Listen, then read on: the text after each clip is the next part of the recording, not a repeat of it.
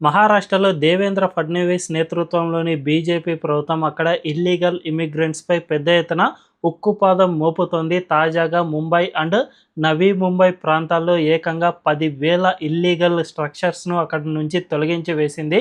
వీళ్ళంతా కూడా ప్రభుత్వ స్థలాల్లో అక్రమంగా తమ నివాసాలను ఏర్పాటు చేసుకుని అక్కడే స్థిర నివాసం ఉంటూ ఉన్నారు. అదే సమయంలో బీఎంసీ మేయర్ ఒక కీలక వ్యాఖ్య చేశారు. అదేమిటంటే ముంబై మహానగరంలోనే ఏకంగా 87,300 ఫేక్ బర్త్ సర్టిఫికెట్లు ఉన్నాయి. ఈ లెక్కలు జస్ట్ గత 2 సంవత్సరాలకు సంబంధించినవి మాత్రమే. అంతకు ముందు లెక్కలు అన్నీ తీస్తే జస్ట్ ముంబై మహానగరంలోనే కొన్ని లక్షల సంఖ్యలో ఫేక్ బర్త్ సర్టిఫికెట్లు బయటపడతాయి. అంతేకాకుండా ఇది జస్ట్ ముంబైకి మాత్రమే సంబంధించింది కాబట్టి మొత్తంగా మహారాష్ట్ర వ్యాప్తంగా మేము గనక ఈ సర్టిఫికెట్ల పరిశీలన చేస్తే కొన్ని లక్షల సంఖ్యలో బయటపడతాయి. ఇవన్నీ కూడా ఇల్లీగల్ ఇమిగ్రెంట్స్కి సంబంధించినవే అనే విధంగా ముంబై మహానగర మేయర్ కీలక వ్యాఖ్యలు చేశారు. సో ఇవన్నీ చూస్తూ ఉంటే అక్కడి దేవేంద్ర ఫడ్నవీస్ ప్రభుత్వం ఈ అక్రమ వలసదారులపై ఎంత పెద్ద ఎత్తున యాక్షన్ ప్లాన్ తీసుకుంటుందో అర్థం చేసుకోవచ్చు. ఇప్పుడు ఈ ఫేక్ బర్త్ సర్టిఫికేట్ ఎవరైతే కలిగి ఉన్నారో వీళ్ళందరినీ పూర్తిగా పరిశీలన చేసి వాళ్ళు అక్రమ వలసదారులు అని తేలితే కఠిన చర్యలు తప్పవు అని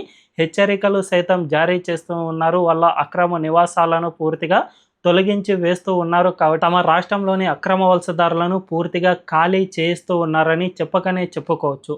మరి ఈ విషయంపై మీ అభిప్రాయం ఏంటో కామెంట్ల రూపంలో తెలియజేయండి.